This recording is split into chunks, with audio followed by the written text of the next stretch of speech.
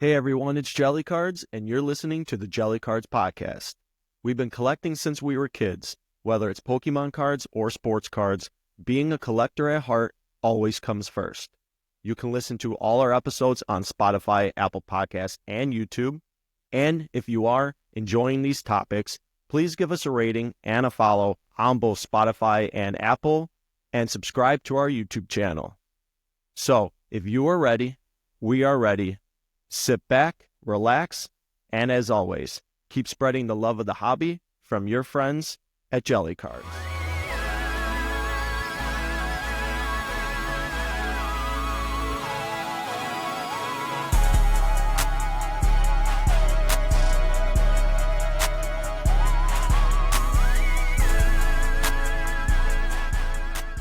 Mr. WOTC is in the house. That's going to be your nickname now in this podcast.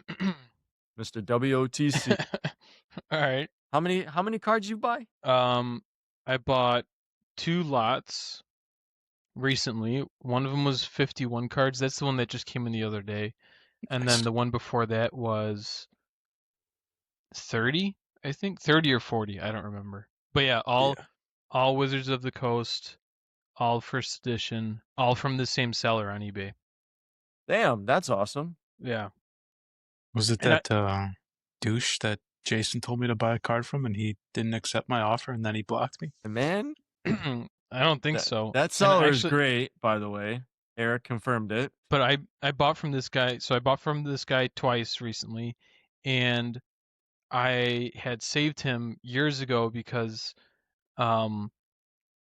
what started off my rejuvenated interest in collecting Pokemon cards, or part of it was I found a seller. This was like right in the middle of the card boom. He was selling like 25 or 30 base set first edition cards on eBay. I won the auction for like $150. 2 of those cards were, I'm an idiot, I don't even remember, but 2 of them were the 3 starters. So I forgot if I bought Charmander and I think I bought Charmander and Squirtle. I still need Bulbasaur. So those 2 together, they can sell for combined. They would sell up for like $150. So I got a really good deal on that lot. And after that, I was just on the hunt for WOTC first edition cards, and I happened to find this seller that was selling them quite cheap, anywhere from 99 cents to $5 per card, which I thought was pretty good, just based off of like spot checking searches for those same cards for other sellers. So I bought from this guy 2 or 3 times, again, years ago, and most of the cards were in pretty good condition, and like I said, I saved them as a seller, and then just recently, we always talk about cards, so I'm like getting back into it, and I went right to his page, and he had 80 or 90 first edition, or actually 100 first edition cards, something like that. I already had 10 or so of them, so I bought all the other ones that I that I didn't have. That's awesome. Yeah, so I keep checking his page every 3 or 4 days to see if he has more. Do you buy them outright, or yeah, go ahead. Do you message him? Did you message him at least and say, hey, like, what would you do if I bought all of these cards? I've messaged him before, so the first or second time that I bought from him, I remember messaging him that. He was just like, no, just buy them as they're priced, and I said okay. He combined shipping and actually made it free for both purchases, though, which is cool. Awesome. Yeah. And how's the condition of all the cards? I've only flipped through them quickly when I sent you guys those videos. They just quick glance, they seem to be okay, but I haven't gone through and like scrutinized every aspect of the card yet. But I don't really care because it's for my PC. So I'll say I do care a little bit. If they're in horrible condition, then I would. If I see a card in eBay in horrible condition, I'd pass it up. Mm-hmm. But I'm not trying to resell these anytime soon, at least. So kind of reminds me, we should probably talk about how I guess for raw TCG cards, it's like a different scale. Like people always list it near mint, lightly played, moderately played, heavy play. Like I'm with Luke there. If I see HP, which stands for heavy played inside a Even raw MP, Pokemon even card, yeah, moderately played, I usually pass up on. me I too. usually look if I'm looking for a raw Pokemon card, it's typically near mint. Like I want NM on the listing or them actually physically saying it's near mint, and then I'll take a look at it. For But anything vintage else and, other than and that, modern Pokemon? Or typically, yeah. Well, I okay. mean, for vintage, I mean, it's kind of tough. Like, I mean, it would be pretty incredible if you can have a vintage card that's near mint that you've had from 20 plus years ago. I mean, now if that somehow was packed fresh, if you're still ripping WOTC packs, great. But especially for any sets that are probably what, like maybe 2017 and to present, yeah, near mint. I'm not Yeah, looking at there's anything no else. point to buy something that's Yeah, played. no, That's Yeah, exactly. stupid. yeah, because it's always just for collection. Like if I'm buying a raw Pokemon card, I'm not buying it with the intentions of sending it and getting graded. If I'm buying raw, it's because I don't care to have this card graded. Like that doesn't matter to me. If I want it for my collection, I'll just keep it raw. Like it's Okay. yeah. So it like to me, it's like So even if the card's off centered, that doesn't bother me. Because I'm not gonna send it off, get it graded, and try to sell it. Like you said, I mean, at this point, I'm not trying to list any of my Pokemon PC cards. Down the road, sure. When these megas start really popping off, I might have to like reconsider. But we'll see. But we can actually we'll get into some show and tell right now because we're getting into all this collection talk. Let's see some cards because there's a lot of discussion that we're gonna have on a lot of things that are happening with eBay. eBay's changing some policies with auctions for trading cards. There's been a lot of articles I've been reading based off of like eBay numbers for sports cards and TCG. So I do want to get into a lot of that. But let's see some show and tell cards. Who's Who wants first? to go? Who wants to go first? I can go. I'll go because I got my card right here. So if you guys have seen on our Jelly Cards Instagram and YouTube, I did make a mail day the other day because I got a new PC card in, and we're gonna check it out right now.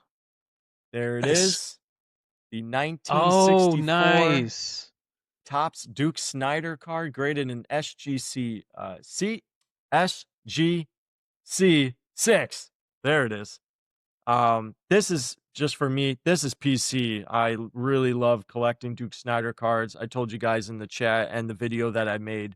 The plan is to get a Duke Snyder card graded in an SGC slab for every year that he's had a card printed. So I'm pretty sure that's 49 through I think 64 was the last one.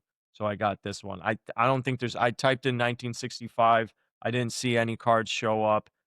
The 1949 Bowman one is gonna probably be the last one I ever get. So I was gonna ask, does he have a leaf and Bowman or just Bowman? I think he has a leaf. If he has a leaf, then I'm really going for it because I haven't. Truthfully, I haven't checked anything past 49 or before 49, and I saw the prices for 49. I was like, oh boy, like I might have to just get like a one. Whatever, man. But I Yeah, can't wait. Honestly, exactly, whatever. I really wanted it to be SGC 3 or higher because I think the lowest grade right now I have of his cards is so I didn't really want to go under that. However, I really can't wait to buy his 1952 tops, and Yeah. that one might have to be a 1 What's the or 2. difference between once you get below like 7? I What's the don't difference know. between It's a 1 just and a 3? I mean, there really isn't. I guess my plan was just like, okay, I was like, I already have a 3. I won't go any lower than 3 because realistically, with the prices on some of these cards, I mean, like this 6 that I got, I made an offer for $20 and it was accepted. And with shipping, it came out to $25. So I know they're like Cool, yeah. super affordable. So that's why. But Good yeah, purchase, so Jason. that's my collection. More cards, more Snyder cards to come, man.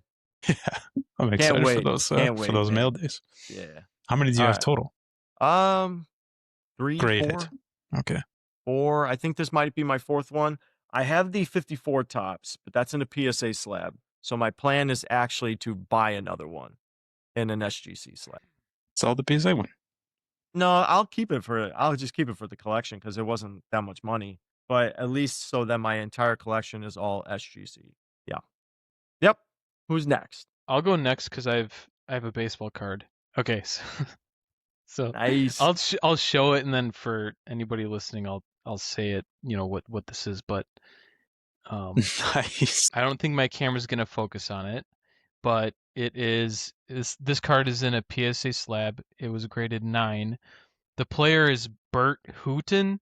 This card is from the 1982 Kellogg's set.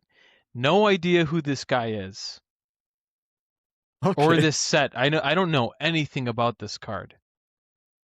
And it's in the old PSA slab, which is cool. But That's quick story behind this card. During the card boom, excuse me, I think I was mainly collecting Pokemon and Michael Jordan cards. And when I couldn't find something for a good price in either of those categories that I liked, I still had the itch. I needed to find something. So I would just I would search PSA, okay? And then filter by auctions ending the soonest, and then also like cheapest or something like that, like cheapest to most expensive. And I think I also filtered by like PSA 10s, 9s, and 8s. I wasn't, because I'm sure it's easy to find a PSA 3 or whatever in lots of cards. So this was like one of the only cards that was being auctioned for 99 cents. Shipping was $5. So I bought it. Yes. Oh yeah. I was expecting you to say like, "Oh, this is like some UIC player or like from way No. back in the day."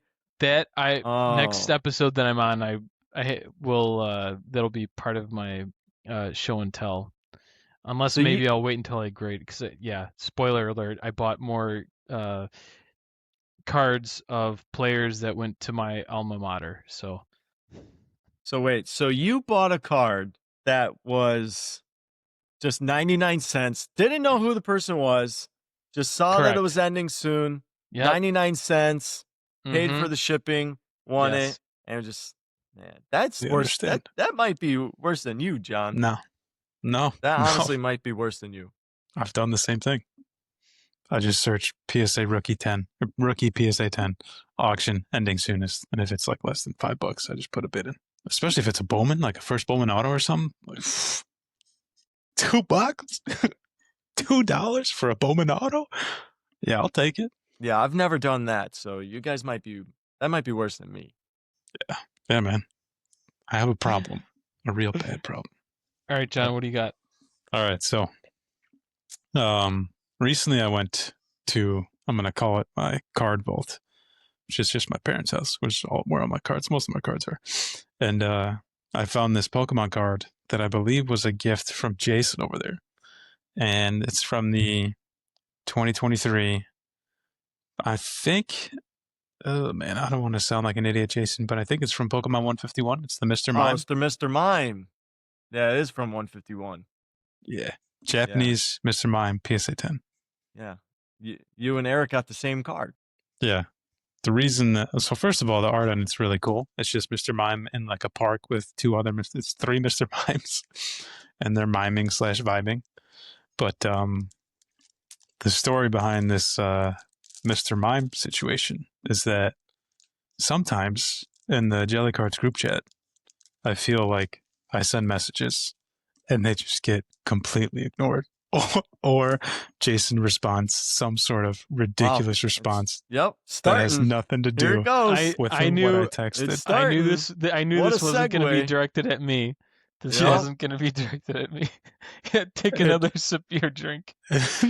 And then I try to say the same thing over and over again, and it gets ignored. So after like the 4th or 5th time, I just referred to myself as Mr. Mime because there's no reason for me to talk. I should just be sending messages or gestures because nobody understands it anyway. So Jason got it for me as a gift, and it's definitely never leaving my PC. Never going to sell it. Not going to I'm just gonna keep it forever because it makes me laugh and it makes me happy. So, long story short, thanks Jason for the Mr. Mime card and for turning Great. me into Mr. Mime. Hey, by the way, Mr. Mime in the game though, I'm gonna tell you right now, if you ever play Pokemon X and Y, Mr. Mime, when they made him into a fairy type as well, you'll destroy every single trainer in that game with Mr. Mime as a psychic and a fairy type. I'm just telling you right now. I never play X and Y without having Mr. Also, shout out Mr. Mime, Ash's real dad, so people know. Oh boy, yeah. He's just in the show. He's like so flirtatious with Ash's mom. Do you remember that? Well, No. he was like the maid. Yeah. I don't know if they were Oh, flirtatious. I think Mr. Oh Mime my just helped out God. in the house. Yeah. I don't think he was trying to get with Ash's mom. Rewatch God. the show. Rewatch the show. You'll see. That's funny. Oh man, I yeah, stole I'm that gonna have from to. Diglett's Dungeon. Danny says that all the time. Oh, that's so funny. That's a great, great thing. Thanks for showing off the card and then ripping on me. Hey, man. this was a gift that Jason got me, and the reason why I call myself Mr. Mime is because Jason's an asshole. I didn't see. This is what I'm talking about. Did I say that? No. It was implied. I said that he just never listens to anything I say. No, because All a my lot of texts, it's just they get sent through in unimportant. a different language on Jason's phone. Well, hey, you know what? Before we even get into the topics, you wanna discuss a little bit about the MJ card, What about the MJ card? Which MJ card? the one that you just sent the other day in the chat. Oh, the SGC The Pristine Super 10. Duper 10 SGC Pristine 10, man. Let's briefly talk about the MJ card because you want to sit there and rip on SGC all the time. You want to sit there and rip on Super Duper 10s. You're talking about the only 1986 Fleer Michael Jordan rookie card that's graded in a Super Duper 10 SGC Gold Label 10 Pristine. And what were your words? How many qualifiers can you put on a fucking grade of a card? Jesus Christ. I'm just saying, but when it's all said and done, and that by the way, Heritage auction is that criticism is not just for PSA. That's for any grading house that's a 10 plus super duper black label circle case. Pristine. Oh my solid God. 10. all I'm saying is when it's all said and done and that Heritage auction is complete, And that is card, it not going to be the most expensive Michael Jordan card ever sold? I'm pretty sure Well, will for be. the 1986 Fleer. For the 1986 Fleer, it's probably going to be the most expensive. Why would it be the most expensive at or sold at auction? I don't know if it'll be at auction, but why would it be the most expensive sold? So the 1986 Fleer. It's meant to be like a perfect card. Like there's no flaws to it. So how is that different from a PSA 10? Because PSA 10s don't they just stop at 10, but Beckett and SGC and CGC, they all say that like there's no flaws. So you can have flaws in a PSA slab. Can you not have flaws in a PSA slab? Yeah, if Jason. Centering's a little bit off. What SGC and Beckett and CGC do is they say that there's no flaw to the card. The centering's perfect. Everything about the card is perfect. PSA doesn't tell you that. They don't. I know. Okay, so I know we've talked about this. So are we? Or I don't know if it's just Jason, but do you guys think that a BGS, what is it, Black Label or Gold? I don't know which one is Black Label better. Okay, Black Label and or PSA Pristine Label, is that what it's called? SGC Pristine. Oh, sorry. SGC Pristine Label are worth more than their counterparts, right? I guess sounds like CGC has a. CGC also has a Pristine. Okay, yeah. So is that what you guys think? Is that like the consensus? Like the Black Label, to me, the Black Label tops any grade that you can get out of any grading company. If you get a Black Label BGS 10, that's gonna trump any grade out of any grading company. That'll be better than the SGC Gold Label. It'll be better than the CGC Pristine 10. Like it's better than the PSA 10 because that is such a rare grade to get. But that's why I'm saying it will be the most expensive 86 Fleer Jordan card sold. A couple months ago when we were texting about this very thing about the different labels for so-called perfect cards. I know I'm repeating this to you guys, but I was joking with John and Eric and Jason that I want to start my own grading house, and my scale will be from 1 to 10, and then periodically I'll start grading cards higher than a 10. So like I'll give a card a 14, and then people are going to be like, "Holy shit, Yeah. I got What is- great. I got a 14, yo!" Anyway, long story and stupid joke short, when we were texting, I was dying fucking laughing, saying that I'm gonna go to lengths of like a billion, and they're gonna Yeah. be like, "Oh my god, I got a billion!" Nope, don't stop there. Trillion. That's what's gonna happen. So anyway, I'm joking that the the scales are stupid for I don't know, just Yeah. I think Going it's kind of past 10 is silly. ridiculous. I think it's kind of silly. I mean, listen, sure, yeah, but guess what? Then PSA, come out with your own pristine 10 if you No. want to compete. That's not. Like if I'm not. you want like I'm not advocating or suggesting that PSA should come out with their own little supplementary grade to a 10 or like 10 plus or whatever it would be. I think I don't care about any of these grading houses. I think PSA is doing it the most right, where it goes to 10 and it stops there. Anybody you see, else? and I disagree because I think there could be a perfect card out there. There can be. Okay, John, when you loved Beckett before we started grading PS, you hated the Black Label 10 when you were sending all your cards to I've Beckett? never gotten a Black Label 10. I didn't even know it existed No, until like recently. I'm serious. Come But on, man. do I You hate graded it? with Beckett. Yeah. You can't sit there and say, I didn't know they did a Black Label 10. I'm going to look up when they started. What's your point, Jason?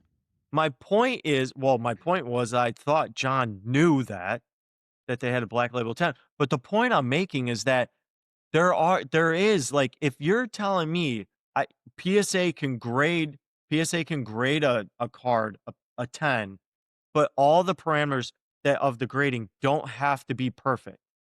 So centering can be a little off. The edges can be a little off. Corners can be a little off. And surface can be off. And you can still give a card a 10. But you're telling me a Black Label 10, that means every single thing about that card is absolutely perfect. Why should you grade that card the same as one with flaws? But you can still average it out to get a 10. So, okay. So if PSA scale is from 1 to 10, 10 should be perfect. Now, if PSA is telling everybody that they can grade a card a 10 while it has imperfections, that's fucking stupid. Just as stupid as the Black Label, just as stupid as whatever CGC Exactly has, why just as stupid as the BGS pristine does 9.5. SGC, and also equally as stupid as what my grading scale would be. 1 to a billion, then tomorrow it's 1 to a trillion. Then tomorrow it'll be 1 million to 2 million, and then anything below 1 million, not worth anything. We don't even recognize your cards at Luke's grading house. So the Black Label was first. So it sounds like nobody's fucking doing this right. Black Label came out in 2014. Like I probably got super into collecting like 2015, 2016, like after I finished undergrad. So honestly, I didn't really know much about it. But we're going to spend way too much time on this. But basically, like pissed offedness, if that's a word to use, why I'm so angry with the Black Label 10, Gold Label 10, pristine SGC Gold Label 10, the CGC Gold Label pristine, is that don't forget about Tag. Tag also has a pristine. Tag, sure, of course. Well, how can we forget? You know, the one grading company doing it right is the same grading company that's apparently doing accepting cash bribes to give out 10s. Let's just okay. Oh my god! Wait, who are you talking about? You're talking about GMA. I thought you were still on the PSA one. There you're still you talking go. about GMA. Now you're speaking my language. But GMA does a pristine 10 as well. Oh god damn it! I don't know. I just wanted to piss him off. Oh my god. Okay. For the love of God, the reason that this is stupid, and we should stop talking about it, and all these grading companies are just okay. So the only instance in which anybody who is a grader of cards, in my opinion, has the right to give a specific card a gold label 10 or a black label 10 and say that this card is in absolute perfect condition is somebody who has graded that exact same card more than like 1,000 times, more than 2,000 times, at least 3,000 times. It's unfair to me to think that, like I said in the group chat, if I send a Connor Bedard Young Guns over to Beckett and this grader at Beckett decides to give it a black label 10, how come somebody else who sends their card to a different person at Beckett gets a 9.5? How come this grader gets to give that Young Guns Bedard a 10, and maybe it's the 50th one that they've seen, and somebody else has seen 300 of them, and that card gets a 9.5? So that's my argument for that. There's absolutely no reason that something so subjective should be so influential on a card price, and that influence is driven by one person or like I don't know how many people look at the card at the quality check at Beckett, but that's what pisses me off the most. Same goes for SGC, same goes for CGC. You can't say that this grader knows this card better than anybody in the world, and they have the right to give that card a perfect grade. Like, that's my argument for that. And then when we were talking about PSA, you're absolutely right, Jason. They're like, if PSA says that, oh, this card is a gem mint 10 and there's still imperfections on it, that's unfair. Like, how come my card that's off center got a 10, this guy's card or this girl's card is pretty well centered, looks pretty similar, and they got a 9? It's all subjective. So to give somebody that significant power and control over the price of a card is bullshit. And that's why grading in general is just ridiculous. Even if you send it. Wouldn't you be more pissed off at PSA by the fact that they had an easier grading scale than SGC and BGS? Like, wouldn't that make you even more angry? If what you're saying right now is that, who gives you the power to like hand out these grades? PSA had the easier grading scale to get 10s. So you're telling me your centering could be that far off on the card, but I'm still going to say this is a perfect card and give it a 10, while SGC and BGS are over here with the harder grading scale, and it's harder to obtain those perfect grades. So what you're saying should make you pissed off more at PSA. Grading should be objective. And yes, I am pissed off at PSA if they're giving cards that should be 9s that they give them 10s.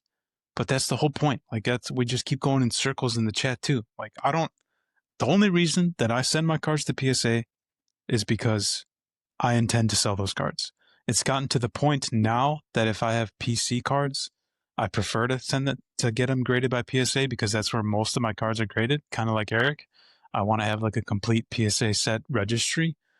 But I have Mitch cards that are in Beckett labels. I have Nico cards that are in Beckett labels. I have, I think, some old Pokemon cards in Beckett labels. But yeah, man, grading in general is just, it's ridiculous. In the group chat, I said grading kind of has the hobby in a vice grip. I said things way more graphic in the group chat, but essentially, grading companies have so much control over everybody in the hobby, and it's absolutely ridiculous.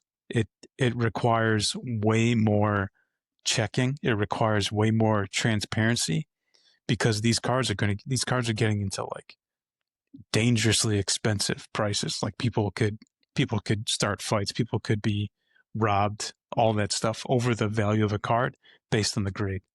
And go ahead. No, go ahead. And for those grading companies to have that kind of power, it needs to be checked by somebody because things can get way out of hand really fast and people can be really upset really fast based on some person's idea or interpretation of what their card should get. Go ahead. No, nothing. Well, But yeah, and we can move on to the topic that I really wanted us to talk about. But just going over about like grading numbers and stuff is because, like I said, there have been a lot of articles that I've been reading about, like kind of like the numbers like year to date, the numbers of 2025 that you've been seeing on eBay, cards being sold. I know, John, you sent that article about the numbers so far, like how like I think what it was like $305 million have been sold in trading cards this year, like compared to last year, which is absolutely insane. 245 million of that came off of eBay. I thought it would be 32 more from than gold.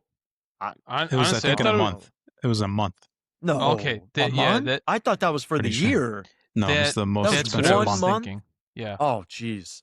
Well, so that means Golden sold $32 million in a month, and Fanatics Collect was at $27 million for the month. Wow. I thought that was That's what I mean, honestly, man. I thought that was for the year of like so far, like hey, we're Exactly. at a mid year, like a midway mark of 2025. Wow, that's insane. I'm telling you, man. So I just want to kind of go over this stuff because yeah, I've been reading, like I said, I've been reading a lot of articles about it and just kind of seeing what's happening in the hobby world. So I just want to give a shout out for this is going to be some like basketball numbers. The most team that was bought into, obviously led by the GOAT, Michael Jordan, was the Chicago Bulls during the NBA season, this past one. So shout out Chicago For Bulls. modern cards, or is that just across the board? Any? That was Across just the board, across. I'm assuming. So So MJ cards would it show pretty up. much made up Okay. the majority of it because I believe since January, the number one athlete that has been searched the most on eBay is Michael Jordan. Huh. Which, Interesting. yeah, which actually really surprises me because you think about like players like Jaden, Caleb Williams, Victor Wembanyama, all these like fantastic rookies that are coming up and going into their second, third years. You would think that right now, with the way the hobby is, with so many kids, like how many kids are really buying up Michael Jordan cards? But obviously, it shows that not only do you have so many collectors of MJ out there, but MJ still can make you a lot of money in this hobby if you're buying the right cards. Yeah, and if we're just talking in terms of collecting, I don't collect sports cards almost ever, but when I do, it's 95% Michael Jordan. I was gonna say that like Kind of like speaks to the point of the data that you were just reading off. in Jordan, like it's a testament to MJ that he I don't know if the right word is transcends, but he basically bleeds into every single sport. Like everybody looks at MJ not only for basketball, but for just sheer will / determination / athlete. Like if you want to be a pro athlete, you need to model your mentality and life around Michael Jordan. Yeah. And then, so according to the article, Jaden was number 2. So since January, Jaden has been the number 2 most searched athlete on eBay. And then John, credit to us talking about it the last episode. Guess who's number 3? Mitch Trubisky. You got it. Yeah. Hold on. We were just talking about it last episode. You think I know what I ate for breakfast, Jason? Yeah, it's probably a bowl of cheese. Damn, you're good. Caitlin Car Clark. keys. Oh, Caitlin Clark. Caitlin Clark is the number sense. 3 most searched athlete on eBay since January. Oh yeah, Caitlin. Good shit. Yeah, and that's why and then Caleb Williams was 5th on the list, by the way. But going back to just hold on, yes, go ahead. Just for a second, Bears moment. I'm so fucking excited for this upcoming season. Yep. Buy Caleb cards, Luke. Yes. No, I'm not. But yes. just thinking about the sport and the Bears, I'm very excited. Me too. Oh man, I don't know shit about football, but based on what my eyes told me, he's good. He's so good. And with the shit team last year, he looked good in like every fucking play, even the bad ones. Like he I don't know. I just felt like he was always trying to make something happen, and he's got a lot of talent. And if he has a I'll stop there because I'm very excited. I'm very excited about it. Super excited. But yeah, just going over what like I was talking about PSA. So So far, I still think this is all like year to date.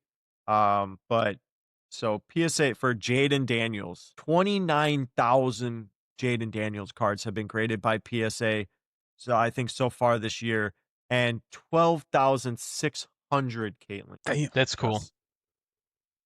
And then another shout out to the Cubbies from April to May. PCA is up 200% in searches on eBay. Yep. Hell That's yeah. awesome. Speaking of Caitlin Clark, not really directly related to her cards, but I read somewhere, I think she was injured recently this season, and she was out for X amount of games. And when she was out, the viewership across the league was down a lot, like 56%. That's a lot. Across the Yeah. league, not just for Indiana Fever games, whole league. That correlates to her being you said second most or third most Third most. searched. Third Yeah, most. third. It makes sense to me. I mean, if she has something to do with more than half the viewership for the WNBA, yeah, I'm not surprised that she's the third most searched. Yeah. And it's a good topic to talk about too, because we talk so much about, how like kind of, strategies that you can get into when you're buying sports cards, and kind of it's almost really kind of like playing like the stock market, if you really want to be invested in the hobby, you really got to pay attention to markets. It can't just be like buy a card, set it aside and, kind of forget about it. You really got to be watching, especially if they're not, prospects. You're not waiting 4 years for them to, come up into the league. Like once they're in season, you got to really start watching these markets, because a lot of like talking about SGA. What are you guys laughing about? This Luke's being a You're goofball. you're saying that you got to pay attention to the card, and I'm just like, nah. No, we store was- it. We collect it. I'm the laziest collector. Well, what I'm saying, like, if you're buying into like certain players, like if you're buying into players who are already kind of established in the leagues, going back to NBA Finals, for SGA, so for Shy, Game 7 of the NBA Finals, SGA searches increased more than 150%, and eBay users searched SGA more than 2,000 times an hour that day on just Game 7 alone. That's the best.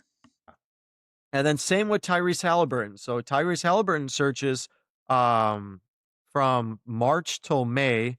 So May was when I think postseason started. His searches on eBay increased more than 220%. So it's just like you really got to make sure you're watching all of these markets. Like I have Kevin Durant, it was announced at Fanatics Fest that Kevin Durant was getting traded to the Houston Rockets. That day, 110% is what his searches increased on eBay. Just that day, just by them simply saying, hey, you're getting traded. And we've talked about this a lot. We've talked about milestone moments in seasons that you can really capitalize on markets and capitalize on selling cards. And clearly it's showing players get traded. Depending on, the caliber of the player and the team that they go to, players get traded. Postseason, finals, championships, all of that can affect your markets tremendously. And I think, and I think that's where a lot of like just buy it now listings, like to be able to really take advantage of buy it now listings through eBay. So you can start to like, just put these, cards out there when these moments are happening. Like, Eric buying up all these PCA cards, you buying up all these PCA cards, John. Cubs clearly look as if we're making a run for the postseason. Pete, it might be a great time to then just start, if you wanted to, start listing PCA cards, buy it now while the postseason's going, in hopes that, PCA has, a 4-for-4 game with 2 home runs or something. And the next thing you know, people are going to jump at it. You're going to see PCA cards, increase by 200%, in a day, and then everyone's going to rush out. So, John, I'll shoot it to you. You like when you start to hear these numbers, and how the hobby is and how certain players are, being affected in the hobby. Like, what is your first thought?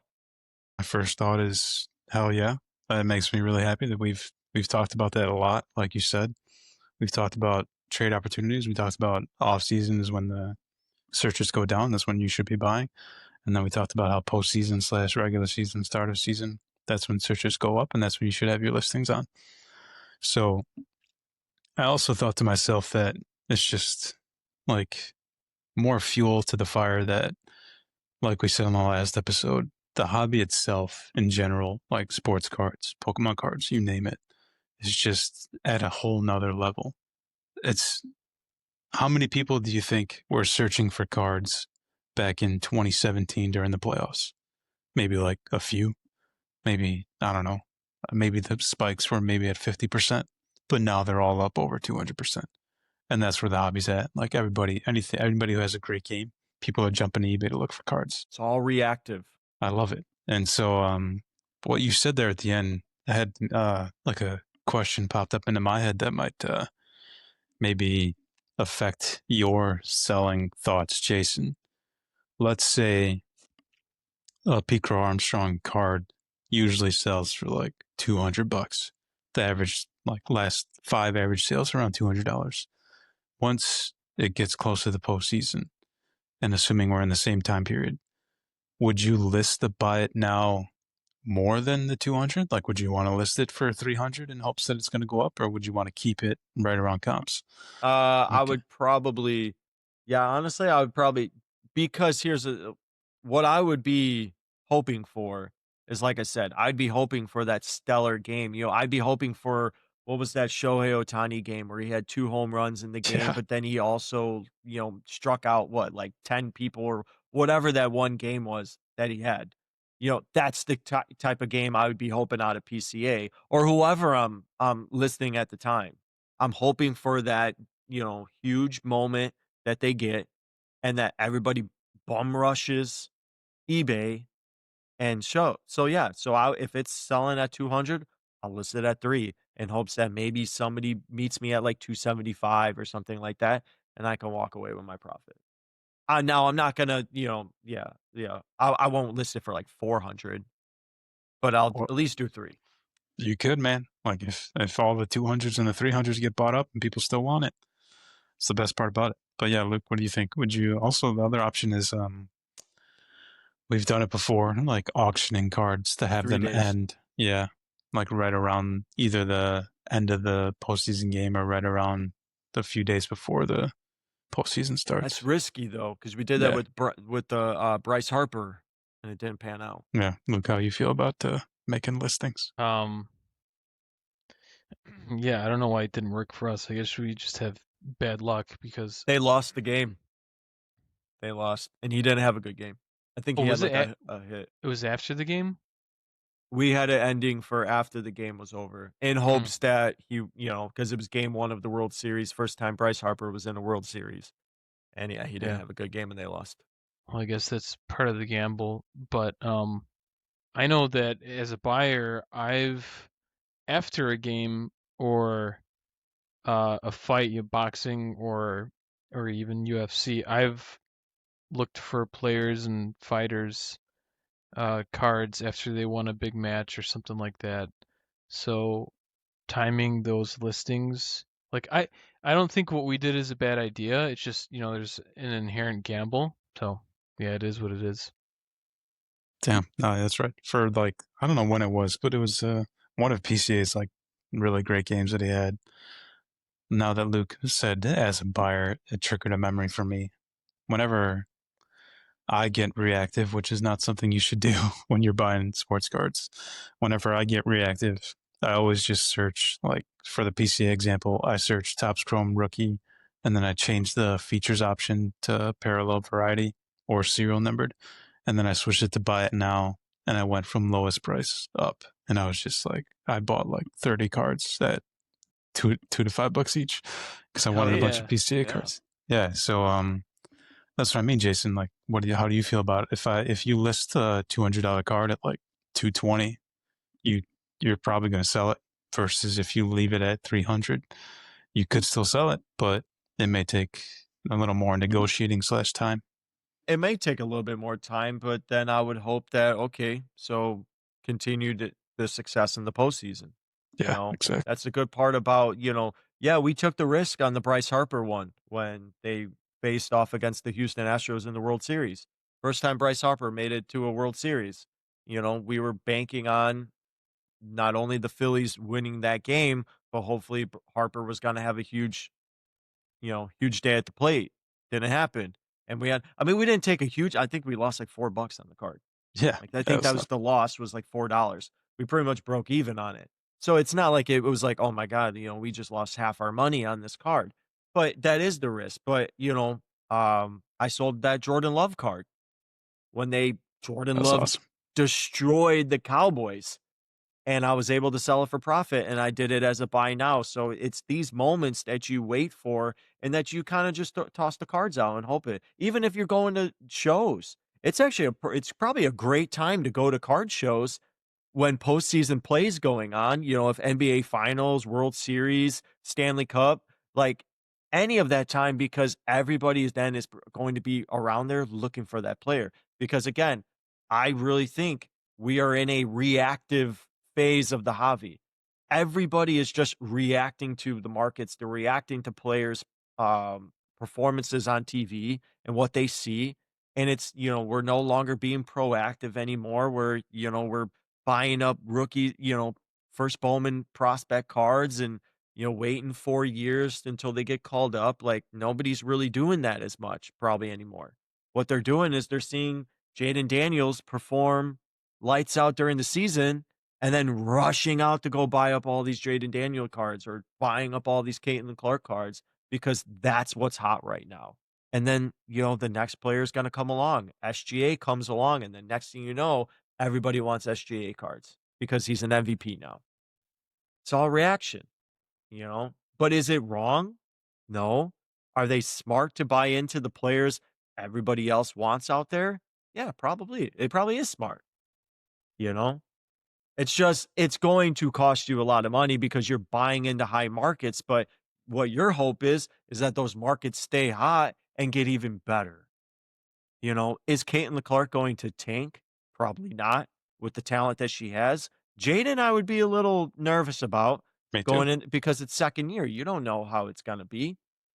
SGA, though, possibly a safer market because he's been playing a while now. And OKC looks like they're going to be the team of the West. So It's actually, oh man, Chase, would you rather be, my bad, I feel like we're going off topic here. Would you rather be selling or buying Jaden cards currently? buying. Really? I'd rather be buying Jaden right now because it's off season still, and we haven't hit training camp yet. But he's the second most searched athlete on eBay. And that's Exactly. exactly the reason why I would want to be buying his cards right now. You think he's going to keep going up in searches? Yes, because the moment season starts, I'm telling you right now, game 1, if Commanders go out there and dominate and he puts up numbers, everybody is going to be like, yep, exactly what we thought. Jaden's the guy, and they're going to keep buying. Because Okay. you got to understand that there's a whole season ahead of them, and that you have to think that the Commanders are going to repeat what they did last year. That's what everyone's hoping. So yeah, I would be buying. So you should bet a lot of money on the Commanders. No, because I suck. I'll lose. I have $0 in my FanDuel account right now. 0. That's how much I win. Okay. But no, I am buying. Yeah. Well, okay. Caleb's 5th on the list. You buying or selling Caleb? I'm buying Caleb because of my Bears fandom. But Take away the fandom. If I found out that he's 5th on the list, I probably should be listing some cards because I'm assuming that. But do you think the cards are going to be higher now or higher as training camp and preseason go on? Because that's what I'm thinking buying now before that all happens. I think they will be higher come preseason / week 1. So I agree with you there. But once season starts, everything changes. It's almost like a blank slate. And let me ask you this, because we can end on this topic. What do you think now is going to happen with eBay expanding the bidding options now? So they're expanding bidding options for trading cards. So what they basically said is that the last 2 minutes of the auctions, if somebody bids during that last 2 minutes, it will extend it another 2 minutes. Oh, there was a website like when we were in high school, that where you could, I mean, it was like eBay, you can buy and sell whatever, but if there was a bid in the last, I forgot what their threshold was, but last 30 seconds, it would just add another 30 seconds. Gosh, I forget the website, but I think it was a bunch of bullshit. Yeah, what do you think, Luke? Um, Do you like it, or do you want eBay to get rid of that? And this is not going to be for all auctions. Yeah, So I think there's it's certain criteria, I guess, that will have to be met in order for you to get that extra 2 minutes. and it's also like a testing period. It's not It's a permanent. testing, yeah, so it's not permanent yet. Yep. so if I remember correctly, this other website 15, 20 years ago that I was talking about, the drawback of that practice was that there were claims that the employees of the website were essentially doing shill bidding. And the way that they were shill bidding was to achieve whatever reserve price that they had in mind.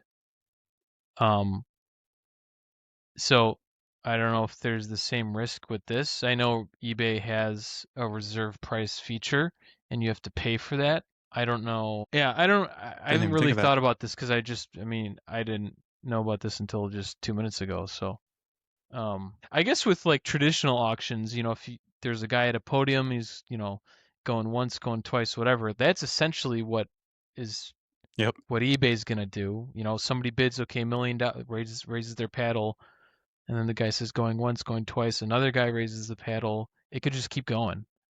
So So for I don't know. Whatnot, they do that on Whatnot. So maybe eBay is going to turn it into like a Whatnot situation.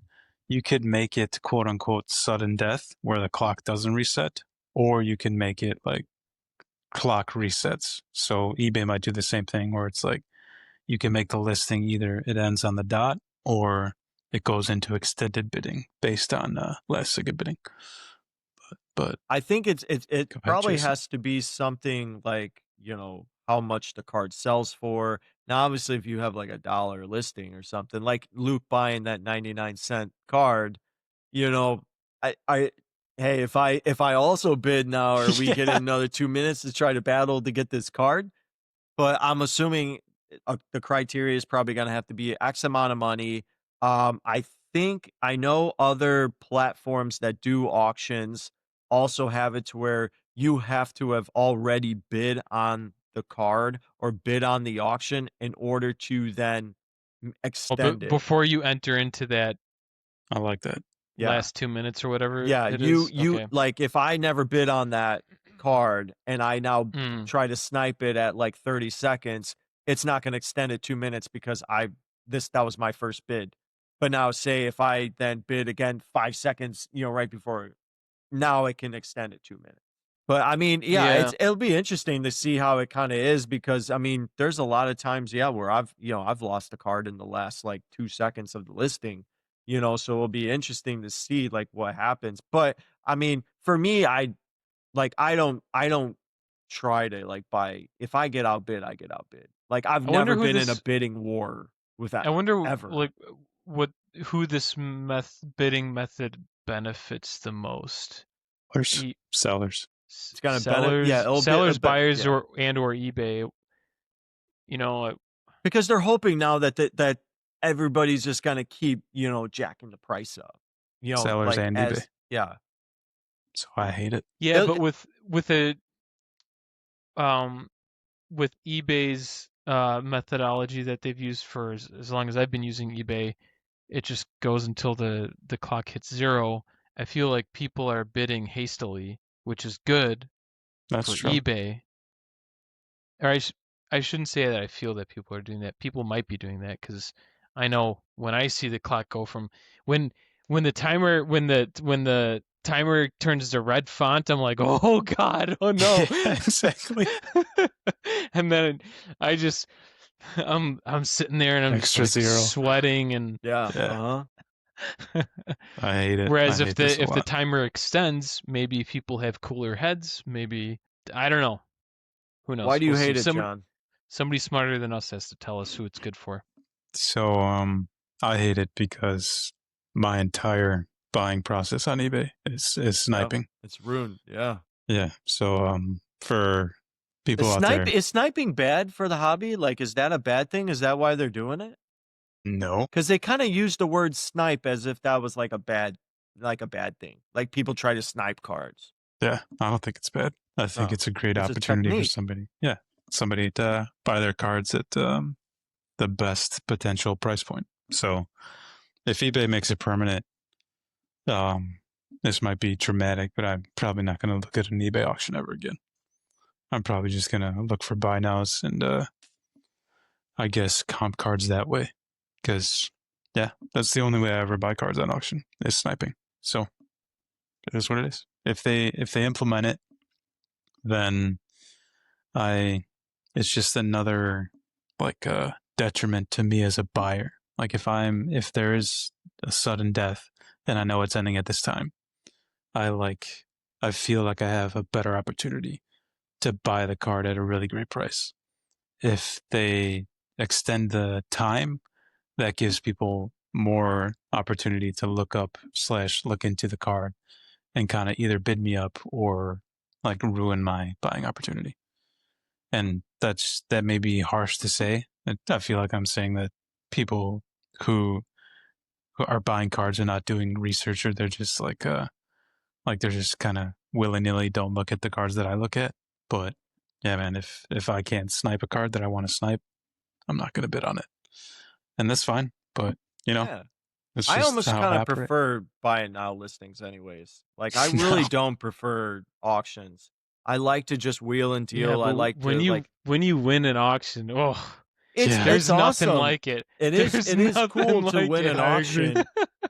But like I have zero patience for a 7-day auction. Like I have zero Oh patience yeah, for we that. know that. You put in a bid with six Yeah. days and 23 hours remaining. Yeah, I put my max bid. What I would spend on. I just lost out on a Jaden Daniels. It went way past my max bid. But yeah, I just lost out on one. But yeah, I put that like days ago, man. Why, man? Why? Because if I know I'm not gonna if I'm looking at comps and I know, okay, this is what the card's selling for, this is what I'm comfortable buying it at, I'm gonna put my max bid. I won't go past this amount. So if somebody wants to outbid me on that, then fine, they can have that card. That's I'm not gonna go higher than that. So like But you're essentially playing it like a silent auction, Yeah, yeah, right? exactly. Isn't it? yeah. Yeah, Okay. because Exactly if right. I win it, which I've won lots of auctions that way, by just simply putting what I would buy it for and get it, then great. Because then a lot of times too, I'll forget about it. Sellers love you, Jason. They're like, I need all of my cards to be bid on by Jason. Because you're just like making sure that their cards go for what the most recent comp is, essentially, is what you're saying. Yeah, if the most recent comp is if that's what the card's selling for, and I look at multiple comps and then figure out what my max bid's gonna be. And then Jason, I'll put my max you bid. just got to be better at distracting yourself. You see a card that you want, it was just listed, there's 7 days left. Set a calendar reminder, forget about it, distract yourself, come back when your alarm goes off. No, because I don't Exact- want to be like you, where you forget all the time. That's true. Quick story for Yeah, here we go. we for can everybody end on listening. your story. We can end on your story. Okay, sure. Yeah. So one of the sets that was produced by Wizards of the Coast, talking Pokemon, is Tropical Islands, and this was new to me. So it came. Apparently, it was sold. I don't even know if it was on shelves or how it was distributed to the population, but all of the cards in that set, I think there's like 19 of them.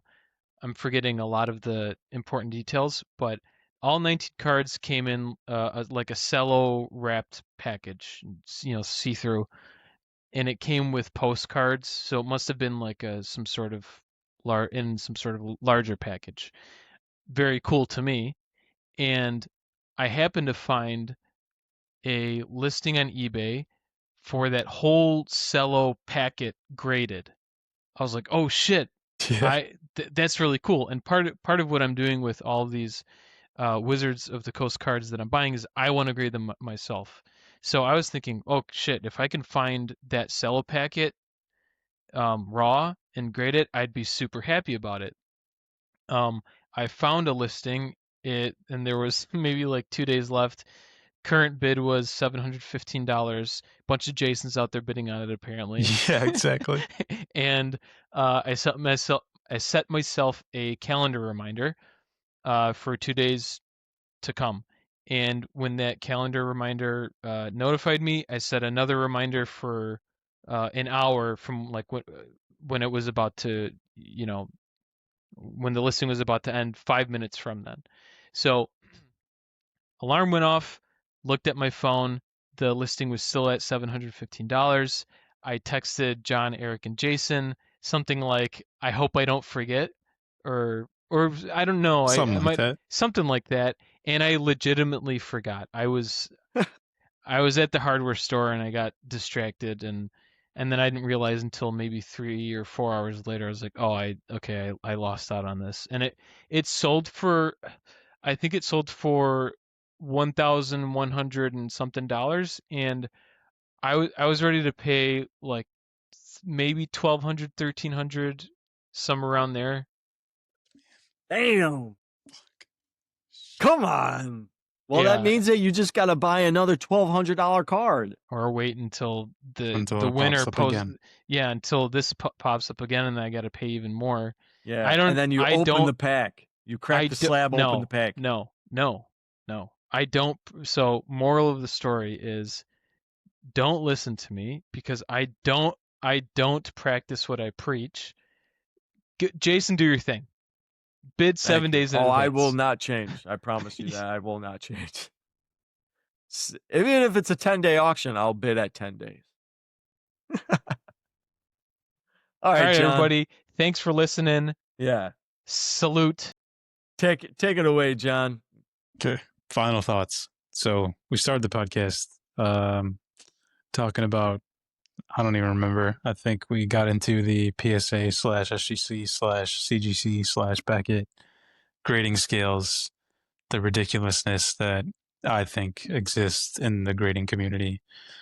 And then after that, we got into just like the general state of the hobby in terms of card markets, people being reactive versus proactive, which I think is a really great topic, Jason. And then we talked about like top graded players in the market, the insane amount of money that's been spent on sports cards / trading cards. There was a post recently that I think, like you said, Jason, or Luke said, it was over 300 million for 1 month, which was a new record for sports / trading cards. So if you're out there and you're listening to this dumb podcast, please reach out. Please reach out to us on social media. Just your thoughts. Do you think that this is a sign of things to come in the hobby? Do you think that next month's going to be even higher, and then the numbers are just going to keep going up, or do you think that, like we've talked about before, that this could lead to people being priced out of the hobby? Just let us know. You can reach us on Instagram /X /Twitter, even on Facebook. I'm really bad with Facebook, but I replied to a couple comments on Facebook the other day. It's Jellycards, JELICARDS. If you enjoy the podcast, please, please, please listen to it, follow it on Spotify and Apple. We also post them on YouTube, so please watch it and subscribe to the YouTube channel. Also at Jellycards, JELICARDS. And yeah, by all means, we would One quick, love to. sorry, go ahead. Go ahead. I was just gonna say one quick thing before we sign off. It's gonna bug me if I don't correct myself, but the expansion that I was talking about is called Southern Islands. Tropical Island is an adjacent, like, promotional set. So if you're listening, the packet, like the cello packet that I wanted to bid on, is the Southern Islands expansion. Damn. Back to you, John. Hell yeah. Maybe we should buy both, Luke. Southern and tropical. But yeah, that's pretty much where I was at. I was finishing the podcast. All right. Thank you, everybody. Hope we have an amazing weekend and an amazing week ahead. Grade all your cards with PSA. And as always, keep spreading the love of the piece hobby of shit. Jason's so mad. He's from so your mad. friends at Jelly Cards.